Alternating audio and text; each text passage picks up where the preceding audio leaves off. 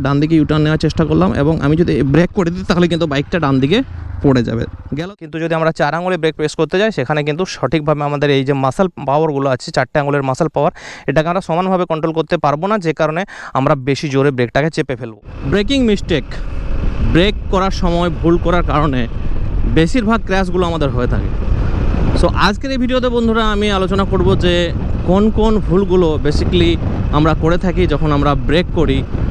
সেটা হতে পারে ফ্রন্ট ব্রেক, সেটা হতে পারে রিয়ার ব্রেক। সো দুটোর ক্ষেত্রেই কিন্তু আমরা অনেক রকমের মিস্টেক করে থাকি, নানা রকম পরিস্থিতিতে আমরা মিস্টেক করে থাকি, যে কারণে আমাদের বাইকের ক্র্যাশগুলো হয়ে থাকে। তো বিশেষ করে এই যে ভুলগুলো এগুলো বিগিনার রাইডাররাও করে থাকে, তার সাথে সাথে অনেক যারা পুরনো অনেক দিন থেকে বাইক চালাচ্ছে হয়তো তারাও কিন্তু এই ভুলগুলো করে থাকে বা একটা ভুল ধারণা থেকে থাকে। সো চলো বন্ধুরা, আজকের ভিডিওতে কিন্তু এই মিস্টেকগুলো সম্বন্ধে জানলে তোমরা ব্রেকিং সম্বন্ধে অনেকটা আইডিয়া তোমাদের পরিষ্কার হয়ে যাবে। তো চলো দেরি না করে ভিডিওটা শুরু করা যাক। শুরু করার আগে যদি চ্যানেলটা এখনও সাবস্ক্রাইব না করেছো, so bike riding related video তো আমার চ্যানেলে রেগুলারলি আসতেই থাকে, তো চ্যানেলটাকে অবশ্যই সাবস্ক্রাইব করে নাও আর ভিডিওটা পুরোটা দেখো। পুরোটা দেখার পর যদি ভালো লাগে অবশ্যই ভিডিওতে একটা লাইক করে দিও। সো চলো বন্ধুরা ভিডিওটা শুরু করা যাক। সো আমরা যে ভুলটা প্রথম সবথেকে বেশি করে থাকি যারা একদম বিগিনার, সেটা হলো যে সাডেন ব্রেকিং, মানে হঠাৎ করে ব্রেক চেপে দেওয়া। আমাদের বাইককে থামাতে হলে আমরা হঠাৎ করে এই যে চেপে দিলাম ব্রেকটা, যদি আমার বাইকে এবিএস আছে, ঠিক আছে, ফ্রন্ট ব্রেকে এবিএস আছে, সো এবিএসের কারণে আমি বেঁচে গেলাম। কিন্তু যদি এবিএস বিশেষ করে না থাকে আর যদি তুমি হঠাৎ করে ব্রেক চাপো, তাহলে কিন্তু তোমার পড়ে যাওয়ার সম্ভাবনা মানে 80%-এর উপরে, বাইক স্কিড করে পড়ে যাওয়ার সম্ভাবনা। এমার্জেন্সি ব্রেকের প্রয়োজন হলে এমার্জেন্সি ব্রেক করার একটা প্রসেস আছে, স্টেপ বাই স্টেপ কীভাবে তোমরা হাই স্পিডে এমার্জেন্সি ব্রেক করবে সেই নিয়ে আমার চ্যানেলে অলরেডি ভিডিও দেওয়া আছে। সো সেই প্রসেসটা তোমরা ফলো করতে পারো হাই স্পিডে যখন তোমরা এমার্জেন্সি ব্রেক করবে। কিন্তু কখনোই তোমরা এইভাবে সাডেন ব্রেক করে দিও না, নাহলে কিন্তু অবশ্যই পড়ে যাবে। সবসময় তোমাদেরকে হ্যাবিট করতে হবে কি না, ফ্রন্ট ব্রেক যেটা আছে ফ্রন্ট ব্রেক ইউজ করার হ্যাবিট তোমাদের করতে হবে, স্কুইজ করতে হবে ব্রেকটাকে। যেমন আমরা একটা লেবুর থেকে যখন আমরা রসটাকে নিংড়াই, তখন যেভাবে লেবুটাকে আমরা কচলাই, যেভাবে স্কুইজ করি, সেইভাবে কিন্তু তোমাকে ব্রেকটা স্কুইজ করতে হবে। এই যে এইভাবে দেখো, ঠিক আছে। প্রথমে 5%, 10%, 30% এইভাবে তোমার প্রেসারটা ব্রেকের উপর বেড়ে বেড়ে যাবে এবং এইভাবে তোমাকে ব্রেকটা অ্যাপ্লাই করতে হবে, সেটা যত স্পিডেই হোক। সো সেই টেকনিকের যে ভিডিওটা সেটা আমি ডেসক্রিপশনে লিঙ্কটা দিয়ে দেবো, সেখান থেকে ভিডিওটা দেখে নিও। সো এই ভুলটা তোমরা করো না, হঠাৎ করে কখনোই ব্রেক চাপবে না। ব্রেক চাপবে কেমনভাবে না, গ্র্যাজুয়ালি প্রোগ্রেসিভ ব্রেকিং করবে, ধীরে ধীরে। সো নেক্সট যে ভুলটা আমরা করে থাকি বন্ধুরা, সেটা হলো যে যখন আমরা কর্নারিং করি বা যখন আমরা টার্নিং নিই কোনো জায়গায়, একটু স্পিডে বাইক থাকে, সেই সময় রিয়ার ব্রেকের ইউজ ভুল করেও কিন্তু এটা করবে না। যখন তোমরা হাই স্পিডে বা মোটামুটি একটা স্পিডে কর্নারিং করছো, টার্নিং নিচ্ছ, সেই সময় কিন্তু রিয়ার ব্রেক তোমরা প্রেস করবে না, ঠিক আছে। রিয়ার ব্রেক ইউজ করলে কিন্তু সেই সময় 100% তোমার পেছনের চাকার ট্র্যাকশন লুজ হবে এবং তুমি কিন্তু স্কিড করে পড়ে যাবে। তাহলে কি করবে না, যখন টার্নিং নেবে, কর্নারিং নেবে, সেই সময় কিন্তু তুমি যদি স্পিডটা কম থাকে এবং টার্নিংটা খুব বেশি না থাকে, তাহলে কিন্তু তোমার কোনো রকম ব্রেক ইউজ করারই প্রয়োজন নেই। যা করার আগেই বাইকটাকে একটু স্লো করে নিলে, ঠিক আছে, তারপর তুমি কাউন্টার স্টিয়ারিং করে বাইকটাকে লিন করে কর্নারিংটা করলে, ঠিক আছে। কিন্তু যদি ধরো তোমার বাইকটা স্পিডে থাকে, তখন কি করবে, তখন কিন্তু ট্রেল ব্রেকিং ইউজ করতে হয়। মানে ফ্রন্ট ব্রেকটাকে একটা প্রসেস আছে, যে প্রসেসের মাধ্যমে ইউজ করলে সেটাকে বলে ট্রেল ব্রেকিং। মানে যখন তোমার বাইকটা লিন হতে শুরু করবে, সেই সময় থেকে তোমাকে ব্রেকটা ছাড়তে হবে, তার কিছুটা আগেই ব্রেকটা ফ্রন্ট ব্রেকটা ইউজ করতে হবে এবং সেই যখন বাইকটা লিন হতে শুরু করবে সেই সময় থেকে তোমাকে ওই ফ্রন্ট ব্রেকটা ছাড়তে হবে, trailing of the brake. So এটা নিয়ে ডিটেলসে ভিডিও আনবো, ট্রেল ব্রেকিং নিয়ে একটা পুরো টপিকের ভিডিও আসবে। ও এখনই আমি সেটা নিয়ে বিশদে যাচ্ছি না। তো তোমাদেরকে যেটা বলার কথা সেটা হলো যে কর্নারের সময় যখন তোমরা টার্নিং নিচ্ছ, স্পিডের মুখে টার্নিং নিচ্ছ, কখনোই কিন্তু রিয়ার ব্রেক ইউজ করবে না, ঠিক আছে। রিয়ার ব্রেকটা কিন্তু অনেক বেশি ডেঞ্জারাস সেই সময়। নেক্সট যেটা মিস্টেক বন্ধুরা আমরা করে থাকি সেটা হলো যে ফ্রন্ট ব্রেক ইউজ না করা। আমাদের অনেকের মধ্যে যারা নতুন বাইক রাইডার বা যারা অনেক দিন থেকে বাইক চালাচ্ছেও কিন্তু ভয়ে ভয়ে বাইক চালানো অভ্যেস, তারা কি বলে যে ফ্রন্ট ব্রেক কখনো ইউজ করো না, ফ্রন্ট ব্রেক হচ্ছে খুব বিপজ্জনক। এই নিয়ে আমার ভিডিওতে অনেক কমেন্টও আছে যে ফ্রন্ট ব্রেক কখনো ইউজ করা উচিত নয়। তাহলে ফ্রন্ট ব্রেকটা বাইকে দিয়েছে কী জন্য? আসলে এই কথাগুলো কারা বলে? যারা ফ্রন্ট ব্রেকটা সঠিকভাবে ইউজ করতে জানে না বা ভয় পায়, ঠিক আছে। সো বাইকে কিন্তু তোমরা যদি দেখো বিপজ্জনক বেশি ব্রেক যেটা হলো সেটা হচ্ছে যে রিয়ার ব্রেক। রিয়ার ব্রেকটা অনেক বেশি বিপজ্জনক। কেননা আমরা যখন বাইকে ব্রেক ইউজ করি তখন আমরা দুভাবে ক্র্যাশ করি। কি না, যখন আমরা রিয়ার ব্রেক কষে ইউজ করব তখন আমাদের পিছনের চাকা ট্র্যাকশন লুজ হবে, তখন যেটা আমরা পড়বো সেটা হবে আপার সাইড ক্র্যাশ, মানে আমরা ছিটকে বহু দূরে পড়বো, বাইক থেকে ছিটকে আমরা উপর দিকে পড়বো। আর যখন আমরা ফ্রন্ট ব্রেক ইউজ করে যদি আমরা পড়ি সেটা হবে লোয়ার সাইড ক্র্যাশ, মানে আমরা নিচের দিকে পড়বো। সো ফ্রন্ট ব্রেকের থেকে রিয়ার ব্রেকটা অনেক বেশি ডেঞ্জারাস। সো এই ভ্রান্ত ধারণাটা মন থেকে আজ থেকে দূর করে দাও যে ফ্রন্ট ব্রেক কখনো ইউজ করা উচিত নয়।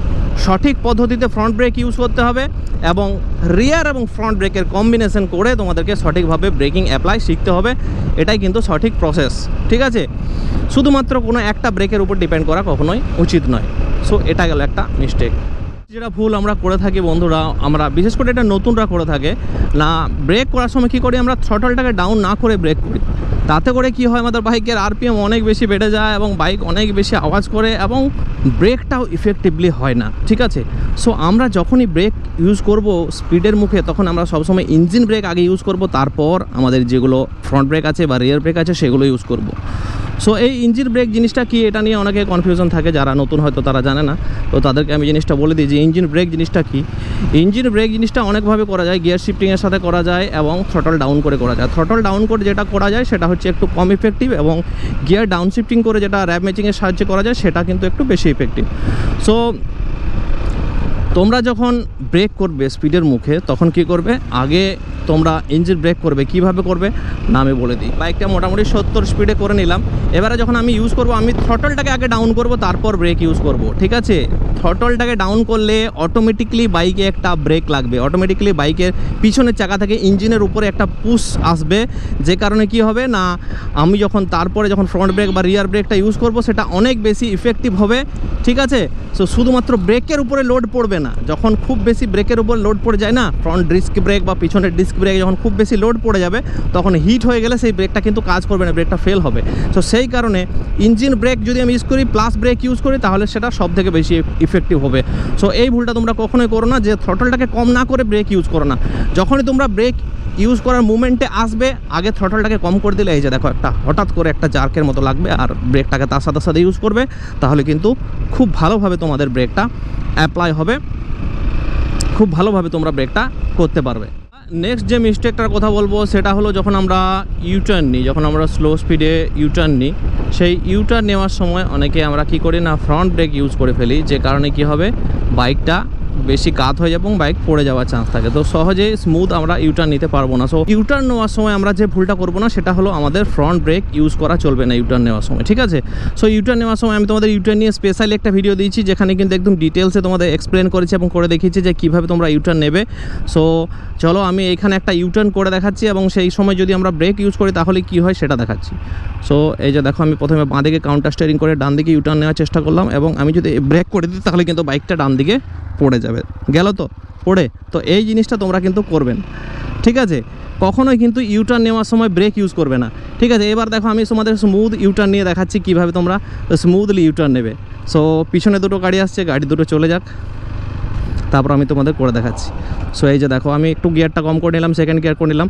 এবার আমি যখন ইউটার্ন নেবো বাঁ দিকে একটু কাউন্টার স্টিয়ারিং করে ডান দিকে কাত করলাম বাইকটাকে, তখন কিন্তু ইজিলি তুমি ইউটার্ন এইভাবে নিতে পারবে, ঠিক আছে? সো চলো আরও একবার আমি করে দেখাচ্ছি। এবার ডান দিক থেকে বাঁ দিকে করে দেখাচ্ছি। যখন আমি বাঁ দিকে ইউটার্ন নেব তখন আমি ডান দিকে কাউন্টার স্টিয়ারিং করে হালকা করে ক্লাচটাকে প্রেস করবো এবং ক্লাচটাকে ছাড়বো।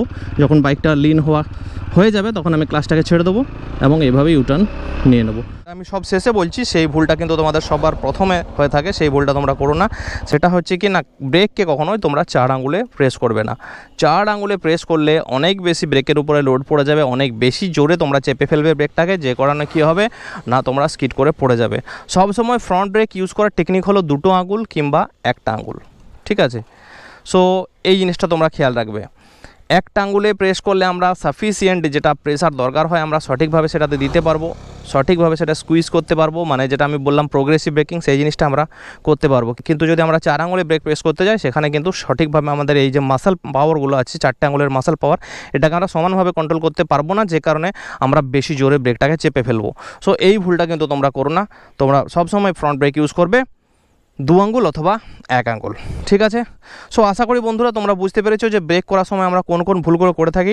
সো আর বেশি ভিডিওটাকে লম্বা করবো না, চলো ভিডিওটা যদি তোমাদের ভালো লেগেছে, ভিডিও থেকে কিছু হলে যদি শিখতে পেরেছো, অবশ্যই ভিডিওতে একটা লাইক করে দিয়ে চ্যানেলটাকে সাবস্ক্রাইব করে সাপোর্ট করে পাশে থেকো। অনেক অনেক ধন্যবাদ তোমাদেরকে। 25,000 সাবস্ক্রাইবার ক্রস করে গেছে, খুব তাড়াতাড়ি তোমরা আমাকে 50,000 সাবস্ক্রাইবার পৌঁছে দাও। তোমাদের ভালোবাসায় আমি যেন এগিয়ে যেতে পারি এবং তোমাদেরকে আরও নতুন নতুন ভিডিও, নতুন নতুন টপিক নিয়ে ভিডিও দিতে পারি। সো চলো বন্ধুরা, ভিডিওটা এখানে শেষ করছি, দেখা হচ্ছে পরের ভিডিওতে। ততক্ষণের জন্য tata, bye bye, thank you, thanks for watching, have a good day.